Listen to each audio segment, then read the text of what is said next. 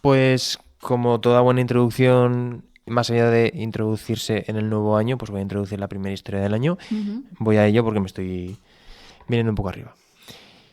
Bueno, me estoy viniendo un poco arriba, espérate la historia porque, bueno, ¿puede el trauma convertirse en un impulso creativo? ¿Puede una escultura evocar el miedo, la memoria y la familia? ¿Puede una exposición en el MoMA de Nueva York cambiarte la vida? La mejor forma de responder a estas preguntas es contarte la vida de Louis Bourgeois y todo lo que le pasó hasta el año 1982. Wow, empezamos intensos el año, Empezamos la ahí verdad. aquí intensidad, un poco de bajona, la verdad. Ya, bueno, luego irá para arriba todo. Todo, sí. También tengo que después de las fiestas navideñas, que es todo subidón y venga luces y venga a consumir, pues bueno, un Mm. poco de... Hay que mostrar todos los lados de la vida. Y la vida es así, subidas y bajadas. La vida está llena de emociones, pues este es otro tipo de emoción. Vamos a comenzar, o voy a comenzar, pues contando un poco la vida y obra de Louis Bourgeois, Vale. que es esta señora que pongo aquí en la imagen. Nació el 25 de diciembre de 1911 en París. Que la verdad es que la fecha, igual la podía haber utilizado para el episodio anterior, ¿no? Porque también justo 20 de diciembre que publicamos el anterior Mm. y se nace el 25, pero bueno, pues principios de año, pues Y suficiente. perdón, ostras, llevamos muchísimo hablando de París. O sea, en muchos episodios. Yo sobre todo también me he ido mucho por el lado francés y es algo que quiero cambiar. De hecho, será a propósito. Apunta a Me lo voy a propósito, apuntar. hablar menos de los franceses. Vale. Sí. Perdón. Es que además, siendo de Zaragoza, con la historia que tenemos con los franceses. Bueno, en fin. No pinches. Eh, bueno, Perdón, volviendo. Luis, Luis Bourgeois. Luis Bulla nació el 25 de diciembre de 1911 en París. Sus padres eran dueños de una galería especializada en tapices antiguos y unos años después de su nacimiento se mudaron a Choisy-le-Roi, que está a 10 kilómetros de París, para establecer un taller de reparación de tapicería. O sea que ya desde pequeñita, pues bueno, digamos que a nivel familiar pues tenía esa relación con más la artesanía, ¿no? En este La caso pues con los artesanal. tapices y demás.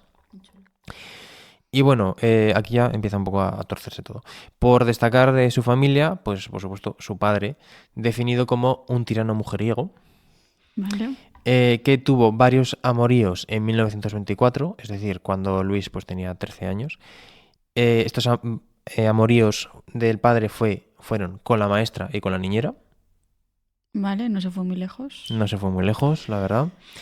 Y bueno, su madre estaba al tanto, por lo que decía Luis, pero prefería ignorar el asunto. O sea, no lo afrontó. Ya. No lo quiso afrontar, pero lo sabía y según Luis era una mujer bastante inteligente, pero Ujú. optó por pasar de ello. Bueno, esta situación, por lo que fuese, pues también empezó a generarle un odio bastante fuerte hacia su padre, a lo que hay que sumarle, pues que también le abusaba de ella. No especifico de qué tipo, pero sobre todo pues, a nivel comunicativo, ¿no? O sea, no tanto Ujú. sexual, que no está confirmado, Psicológico igual. pero a nivel psicológico sí, la verdad es que era un bala rasa perdida y con Luis era como lo de tener mano izquierda no lo o no la quiso tener. Bueno, Ujú. esto a nivel familiar. Ya Luego, tenemos una persona cancelada sí. en el nuevo año. Luego, en 1930, es decir, cuando ella pues tenía 18 años, entró en la Sorbona para estudiar matemáticas y geometría. Porque, para entender muy bien su obra, definió que quería entrar a estudiar matemáticas y geometría porque era su única forma de obtener paz mental a través del estudio de leyes que nadie podía cambiar. Es verdad, que las matemáticas son así y ya está.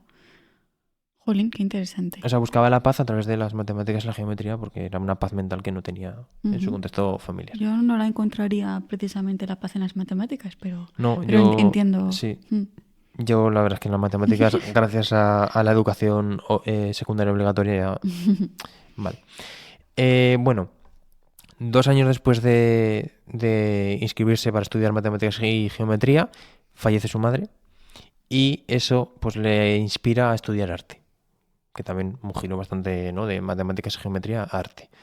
Y ahora, por supuesto, el señor cancelado, su padre consideraba que los artistas modernos eran unos derrochadores. Entonces, por supuesto, no apoyó a Luis a que entrase a estudiar arte. A pesar de ello, pues bueno, ella siguió estudiando y terminó entrando en arte. Lo que pasa que lo que hizo fue, para costear parte de esos estudios, trabajó como traductora y así accedía a clases donde no se cobraba matrícula a los intérpretes. O sea, se buscó la vida para decir, pues mira, pues voy a entrar a estudiar arte de esta forma. O sea que, bueno, dentro de lo malo, pues le salió bien dentro de ese contexto. Luego, en 1935 se gradúa y completa su formación pues, en otras academias, como la Academia de la Grande Chaumière, que dejo por aquí, que es una academia con bastante historia también, he profundizado y es bastante interesante, pero bueno, estamos con Luis. En esta academia, Fernand Leyer, que te sonará, pues estaba, creo que dándole clase o bueno, estaba en la academia, coincidió con ella y ya le dijo que ella no era pintora, que era escultora. Le dijo él a ella. ¿Vale? Bueno, durante estos años también pues frecuentó Montparnasse y el ambiente surrealista de la zona. Que para hablar de surrealismo, pues nos remontamos al último episodio del año pasado, que ahí creo que hablé demasiado de surrealismo. Bueno, nunca está mal hablar demasiado de surrealismo, la verdad. Eso es. ¿No? Bueno. Pues eso, y durante estos años se dio cuenta de que su impulso creativo se encontraba dentro de los traumas y tensiones de la infancia. Claro. Vale, esto a nivel de contexto personal. Luego, como una luz, en 1938 abrió una pequeña galería junto al negocio familiar, donde exhibía el trabajo de otros artistas.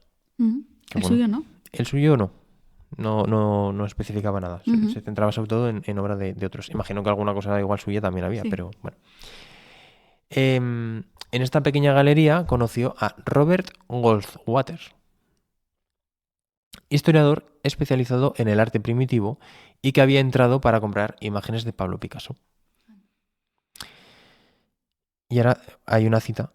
Y en medio de charlas acerca del surrealismo y las últimas tendencias, se casaron. Dejo por aquí una imagen de la feliz pareja. Pues eso, pues entras a comprar un Picasso y te terminas casando. Bueno, me caso. Me caso. Con Picasso no me caso, pero con Robert Goldwater sí. Bueno, pues yo qué sé, un pequeño momento de felicidad, ¿no? En su vida. Sí que es verdad que justo ese mismo año se van a Nueva York. Él entra como profesor de arte en la universidad, bueno, en la New York University Institute of Fine Arts. Y ella entra como asistente o va a la Liga de Estudiantes de Arte de Nueva York, que es una liga que he estado cotilleando y por ahí pasaron tropocientos, pero bueno, por destacar algunos, Pollock, Rothko, Man Ray o Georgia O'Keeffe. O sea que bastante potente esta liga de estudiantes de Nueva York. Luego, en 1939 visita Francia junto a su marido para adoptar a Mitchell, porque todavía no se había quedado embarazada. Vale, pues que querían tener un hijo y en el 39, como no se había quedado embarazada, pues fueron a adoptar a Mitchell. Por supuesto, en 1940 y en 1941 respectivamente tienen 2 hijos más. Ahí va. O sea, justo adoptan en el 39 y en el 40 un hijo y en el 41 otro hijo. Sí.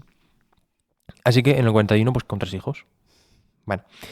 En esta época, en concreto en 1938, conoce a Miró, el cual apreciaba mucho su pintura. ¿Vale? Él la definía como una pintura muy naif. Dejo por aquí una imagen de Runaway Girl. Pues eso, es una pintura bastante naif, ¿vale? Pero no apreciaba para nada su escultura. O sea, Miró lo que le gustaba era eso, la pintura que hacía Luis, pero la escultura no le llamaba nada, ¿vale? Eso era un poco como así como contexto.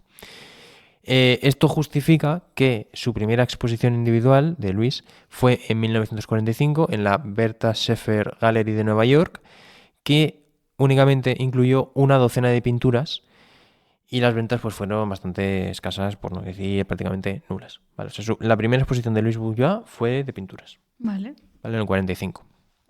No tuvo mucho éxito, ¿no? No tuvo nada de éxito. Luego, posteriormente, comenzó a centrarse en la escultura. Recordemos que Fernand Leyer le había dicho que era escultora y Miró, sin embargo, le estaba diciendo que la escultura... O sea, como también los impulsos desde fuera. Ya.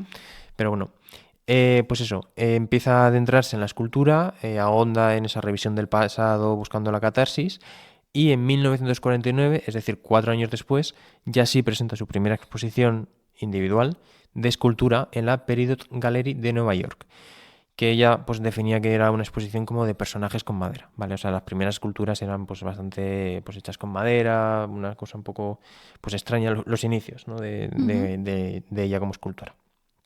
Y luego voy a ir un poco por décadas, porque hay bastantes cosas. Primero, en la década de los 50, claro, estamos hablando de un artista en Nueva York que había emigrado, ¿no? O sea, francesa había emigrado a Nueva York con 3 hijos, así de repente, ¿vale? Entonces, su contexto es madre de 3 hijos que quiere seguir con su trabajo artístico y además un contexto artístico de la época en la que se favorecía más la abstracción que la figuración, ¿vale? O sea, que es como que se lo junta un poco todo, que es como, bueno, los 50 pues años bastante complejos. Porque sus figuras sí que eran figurativas, Sí, nunca mejor dicho. sí, o sea, bastante Las naif, esculturas. pero era, sí, era muy figurativo. Sobre todo las pinturas eran muy figurativas, sí. Las esculturas es, pues bueno, veremos una transición, pero la pintura sobre todo era todo figurativo. Entonces, claro, es buscar un poco también el hueco, ¿no? Porque si empiezas pintando figurativo, pues bueno, toda la evolución de Luis es bastante curiosa. Entonces, bueno, durante esta década de los 50, estos años, comienza a interesarse por el yeso, el caucho, la tela, además de la madera. Un ejemplo de ello es Femme Volage, que lo dejo por aquí, que es un trozo de madera pintada con acero inoxidable. ¿Vale? O sea, sus esculturas ya son, o sea, en general son trozos de madera con acero inoxidable. O sea, con los materiales que tiene cerca, pues empieza a hacer cosas bastante abstractas, la verdad. Pero bueno, pues eso, con lo que tiene, digamos, no se viene muy arriba. Y en esta época también empieza con el psicoanálisis. A nivel personal, para entenderse y analizarse a ella misma, pero también, pues bueno, a nivel artístico, ¿no? Porque claro, cuanto más te conoces a ti, pues mejor luego te puedes expresar. Entonces, bueno, esto le ayuda a que empiece a ahondar más en temas pues como el miedo, la vulnerabilidad y la pérdida de control, que digamos que serán un poco los puntos en torno a los que gira toda su obra a lo largo de su vida. Y como inciso, a pesar de que en general su obra se vende como feminista, y es verdad que se suele decir que la obra de Louise Bujold es como muy feminista, ¿no? Porque hace mucho alegato a la mujer y demás, pues Femme Volage o no, hace como tal. Realmente ella siempre defendió que su trabajo lo que hacía era lidiar con problemas pregénero. Por ejemplo, la envidia no es masculina o femenina. ¿Vale? Es decir, ella, sobre todo, no se quería centrar en un único género y lo que quería era apoyar pues, al colectivo LGTBI. Que de hecho durante los últimos años de vida muchas de las cosas que hacía era para apoyar a este colectivo, movimientos contra el SIDA, o sea, bueno, que digamos que su obra no era feminista como tal, por mucho que se le quiera catalogar, no. Bueno, es verdad que dentro de O sea, eso sí, entra, claro, ¿no? Pero sí, el pero bueno, mensaje, pero sí. que tenía una visión un poco más global de, oye, de los no géneros, lo no binario, o sea que bueno, era más abierta de mente que algo muy, muy acotado. Y luego pasamos a los años 60 en los que, pues eso, sigue explorando la figura humana, pues fragmentando y también, pues sobre todo se centra en los órganos simbólicos del cuerpo, que de hecho, por ejemplo, dejo aquí Janus Fleury, que es esta figura que es una vulva pero un pene, también es como una cosa así un poco extraña, que por supuesto escandaliza a la gente, pero bueno, sobre todo lo que hace es marcar una clara evolución en su línea de trabajo, de los principios, pues pintura, escultura un poco así más abstracta, más general, a algo un poco más humano, ¿no? Se va centrando un poquito en esos tiros. Y ya llegamos a los años 70. ¿Qué pasa en esta época? Primero, a nivel artístico, que empieza a explorar el objeto cotidiano como residuo emocional. Y aquí dejo, por ejemplo, la imagen de La destrucción del padre, que entiendo que es como una instalación que hizo, en la que, bueno, ya el nombre ya es bastante evidente, en lo que, pues eso, muestra cómo se centra en el dolor, pues el psicoanálisis que ha ido relacionando o que haciendo durante las últimas décadas y demás. Y a destacar también que, aunque es desde 1980, cuenta con Jerry Goroboy como su manager asistente, ¿vale? Con quien estaría pues más de 30 años. Esto a nivel artístico en los 70 y digamos que en los 80. Centrándonos en los 70, ¿vale? En marzo de 1973 falleció su marido Robert, ¿vale? O sea que estuvieron relativamente poco. Pero lo positivo es que ese mismo año comenzó a enseñar en el Pratt Institute Cooper Union de Brooklyn College, entiendo que es como todo un mix. Y en Nueva York estudió School of Drawing, Painting and Sculpture. Bueno, que empieza a dar clases, vaya. Vale. Y también en escuelas públicas de Long Island, Ujú. ¿vale? O sea que, bueno, saca su faceta más de profe, ¿no? Docente, sí. Más docente, que bueno, pues yo qué sé, se te muere el marido, pero al menos empiezas a rellenar el tiempo, digámoslo así, con esta faceta, ¿vale? Siempre la vida de Luis es como algo bueno y algo malo, pues bueno. Bien, claro, durante esos años 70 comienza a ganar un poco de reconocimiento, de hecho le caen pues honores, premios, doctorados honoris causa, o sea que digamos que ya a partir de los 70 es cuando empieza a ganar un poco más de repercusión. Este año sí, ¿no? Que poníamos de título, imagino. Este año ¿O sí, todavía no? pero todavía no. Ah, vale, me adelanto. Sí, este año todavía no. Bueno, hay que hacer una mención especial, que esto me gustó mucho, me parece muy interesante, porque organizaba los Sunday Bloody Sundays. Vale. ¿Esto qué era? Que los domingos, entiendo, hacía reuniones en su casa de Chelsea con jóvenes artistas y estudiantes para recibir las críticas de Luis. Es decir, entiendo que iban con sus trabajos o con sus ideas y Luis les debía de meter cada repaso. Sí, porque con ese nombre, ¿no? Suena que Sí. vas a salir escaldado. Sí, pero claro, entiendo que les pondría un té o alguna cosa de estas y bueno, Qué guay. se lo pasaban bien y estaba guay. ¿Tú te imaginas esto en la actualidad con un profe ni de coña? O una profe. Ya, no lo sé. Tiene que volver. Los Sunday Bloody Sundays, no sé. Sí, bueno. Pues esto mención especial porque bueno, me parece una iniciativa bastante interesante y que también reflejaba un poco su forma de ser, ¿no? En los 70 que empezó a abrirse al mundo, pues sobre todo con las nuevas generaciones. Bien, y luego también a nivel, pues es un poquito más político, se integra en The Fight Censorship Group. En este caso sí, un grupo feminista que defendía las imágenes sexuales en el arte, ¿vale? O sea, sí que se incorpora en círculos feministas, pero lo que hemos dicho, que no solamente es que sea feminista, es no binario, pues LGTB, ¿vale? Para algo más abierto. Y este grupo en particular tenía como un eslogan o una frase que me pareció bastante interesante, que es la que voy a leer ahora, en torno, pues eso, a las imágenes sexuales en el arte. Si un pene no es lo suficientemente bueno para entrar en un museo, no debería ser considerado lo suficientemente bueno para entrar en una mujer. O sea que digamos que se movía ya en estos círculos, que por eso, pues es que Luis tenía una mentalidad bastante abierta pues, para la época e incluso en la actualidad, ¿vale? Y ahora ya sí, llegamos al este año sí que sí, que es 1982, ¿vale? ¿Qué pasa este año? Que comisariada por Deborah Guay realiza su primera retrospectiva en el MoMA. Dejo por aquí la imagen del catálogo de Nueva York, ¿vale? O sea, en 1982 este año sí que sí, porque ya le hacen una retrospectiva en el MoMA, ¿vale? En esta muestra que se incorporó pinturas, esculturas, instalaciones, dibujos y grabados, ¿vale?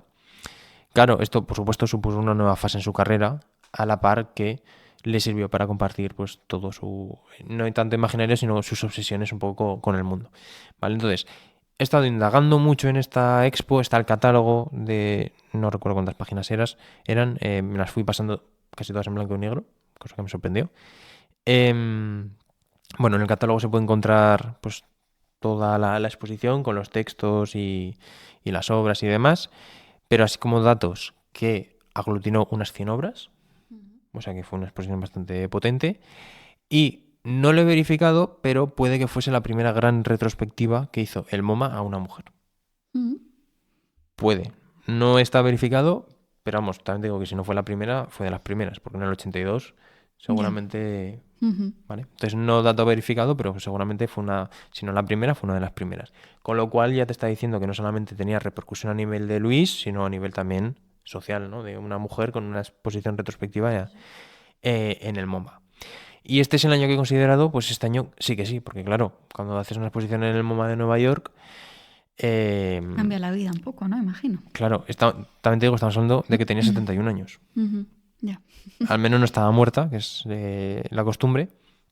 Entonces, ya a partir de aquí no me centro mucho más en su vida, ¿vale? No, pero sí como datos relevantes que demuestran que a partir de 1982 pues fue el año del sí que sí.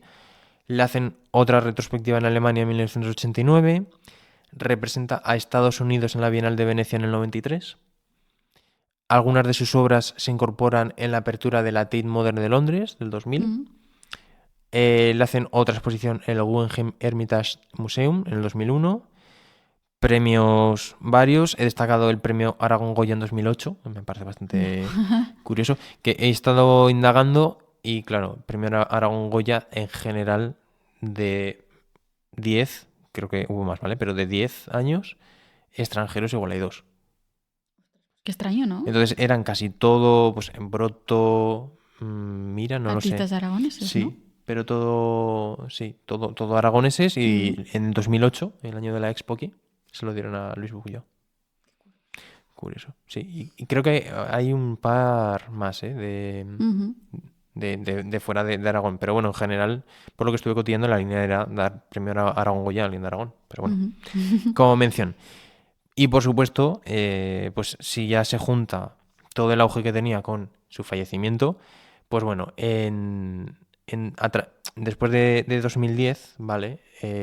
Una de sus arañas, que no voy a entrar en eso, que hizo en 1996, se vendió por 32,8 millones de dólares. Sí, o sea, pero que es un poco lo de siempre, ¿no? Mm. Cuando te mueres encima con repercusión, pues bueno.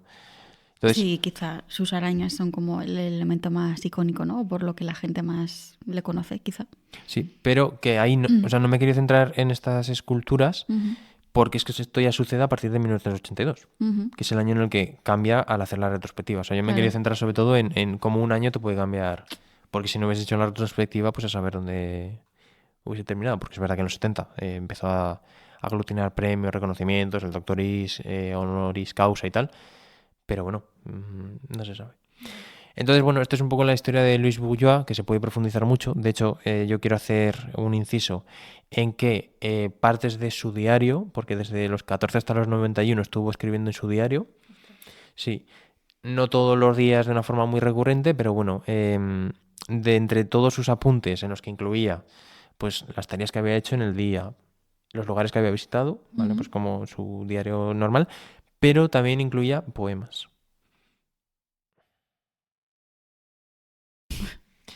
Me imagino. Densos, Claro. ni uno positivo, de Mm. los que he podido leer ni uno positivo, porque el contexto que tenía, claro, con 14 15 años, que va a escribir con el contexto familiar que tenía. Bueno, es lo que refleja también en su obra artística, ¿no? O sea, también. Mm. Por eso. Entonces, simplemente decir que este diario pues está acogido por la Fundación Easton, que es la fundación que creó Luis para mantener su obra y pues la fundación que creó ella. Entonces, bueno, si se quiere indagar en la vida de Luis y cómo escribía y lo que escribía, pues el diario, algunas partes se pueden encontrar en su página web. Y esto es un poco la historia que traigo a la primera, que tampoco he querido que fuese muy larga, porque la última turra que metí en 2025 fue bastante intensa. Y creo que esta historia refleja bastante bien el año del sí, que fue en 1972, y que también genera esa chispa de interés por conocer un poquito más la obra de Luis Bugulló. Que la Muy verdad bien. es que cada vez que iba indagando, cada una de las obras me volvía más loco porque había cada cosa, sin Ya. entrar en arañas y demás, Ujú. que es flipante. Pero es que tenía una visión muy curiosa y de ver la vida. Y entonces, en este sentido, a nivel de reflexión final, tengo dos. La primera es cómo cualquier artista depende del reconocimiento internacional Sí, del e reconocimiento en institucional. general. O Sí. sea, sí. Pero sobre todo el institucional, ¿no? De que te cojan en un museo, que te compren obra en un museo. Es como, si no tienes obra en esos contextos, es como, ñe, Mm. sigue siendo todavía... Y que hablamos de Luis Bujoa, que ahora se le conoce bastante, que la retrospectiva se la hicieron con 71 años. Ujú. O sea que no tenía 40. Pero bueno, también tengo que con 40 es un poco Una difícil. retrospectiva también es algo como muy... Claro, Pero sí, pero que el sí. éxito te llegue con 70 es que Ujú. si de salud estás bien, bien, pero es que si no, pocos años lo vas a disfrutar. A menos lo que has dicho, ¿no? Llega en vida Sí, y sí, llega en mm, general, ¿no? sí, Que en muchos casos no es así. sí. Y luego, por otra parte, he querido destacar el arte como vía catártica de expresión, ¿no? De cómo no solucionar, pero sí tratar tus traumas personales a través del arte, que es justo lo que hacía Luis Buñuel, ¿no? El Como miedo, especie de la terapia, familia, sí. sí, es su terapia, es expresar lo que siente y conocerse mejor a través del arte, que me parece muy interesante, que también es algo que es opuesto con lo último que comenté, por ejemplo, en el episodio anterior del movimiento surrealista, que era un arte mucho más político, o sea, con esa mentalidad, y aquí el arte se entiende como una vía totalmente de que también tiene política, pero bueno, más catártico, no más de curarte. Estas son mis reflexiones que nos podrían dar para bastante rato, pero bueno. Pues muy interesante, muy intenso, muy introspectivo. Sí, la verdad es que para comenzar el año, pues bueno, podía haber elegido algo un poquito más alegre, pero bueno, es lo que hemos dicho al principio, ¿no? Que también hay que contar las cosas no tan alegres, porque bueno, como seres humanos, pues tenemos días buenos, días malos, vidas mejores, vidas peores, pues bueno, hay que reflejar todo. Sí, y que el arte florece de todas las emociones, ¿no? Efectivamente. De las consideradas positivas y de las consideradas negativas, que en muchas ocasiones es así. Sí.